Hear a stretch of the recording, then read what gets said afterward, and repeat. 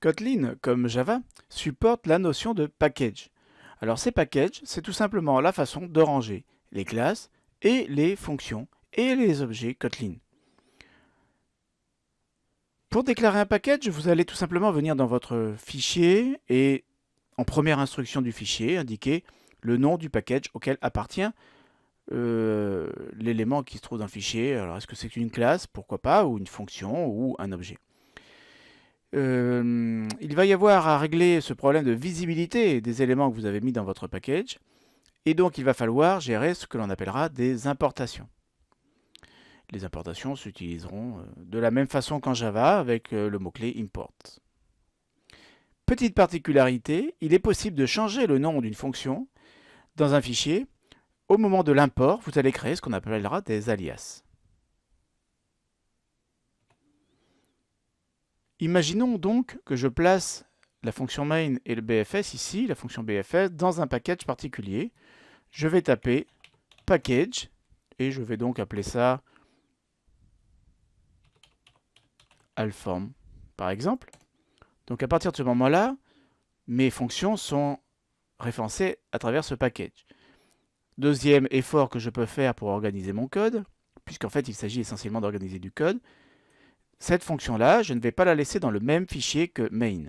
Je vais donc venir ici créer un nouveau fichier qui va s'appeler bfs.kt. Nous n'avons pas encore dit ce que signifiait le BFS, mais nous allons le découvrir plus tard.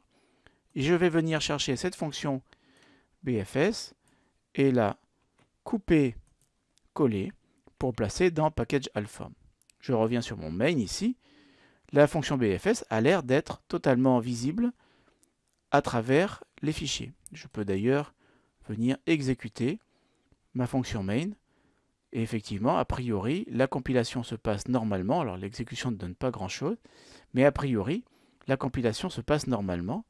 Et donc, le compilateur ne rencontre pas de problème de visibilité de la fonction BFS par rapport au main. Je viens maintenant dans ce fichier-là, bfs.kt, et je change le nom de mon package. Donc je vais l'appeler alform.bfs. À partir de ce moment-là, la fonction BFS, elle, n'est plus connue.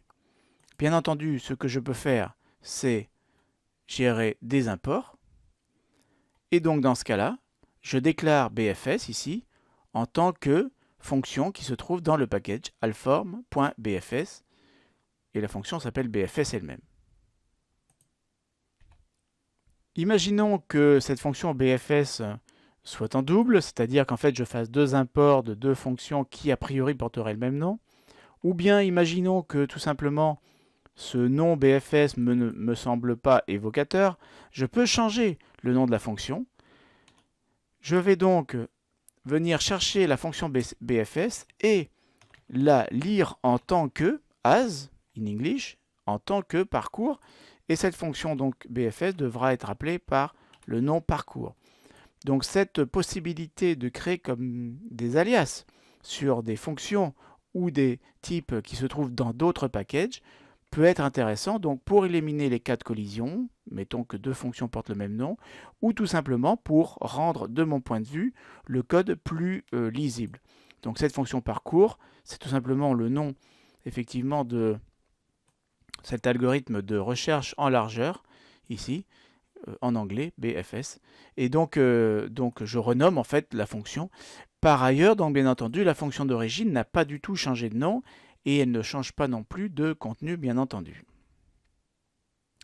Il faut voir qu'en Kotlin, les packages Java importés par défaut, que sont donc le package commun, le package courant, plus Javalang, bien entendu sont importés aussi. Donc c'est pour ça qu'ici je pourrais très bien travailler sur la classe string sans aucun problème, puisque effectivement string est un type qui se trouve dans Javalang string. Mais il y a aussi beaucoup d'imports propres à Kotlin qui sont importés par défaut. Donc en Kotlin, on a plutôt plus de fonctions ou de types que l'on peut utiliser comme ça sans avoir à gérer les imports, alors que vous savez qu'en Java, vous avez à tout bout de champ besoin de faire des imports pour compléter votre code et permettre au compilateur de découvrir les types et j'allais dire et les fonctions, mais malheureusement en Java vous n'avez pas de fonctions directement sous les packages, des types que vous utilisez dans votre code. Dans cette vidéo dont nous avons montré comment organiser le code en package, gérer le problème des imports et donner la possibilité éventuellement de faire des alias. Merci d'avoir suivi cette vidéo, je vous donne rendez-vous à la prochaine.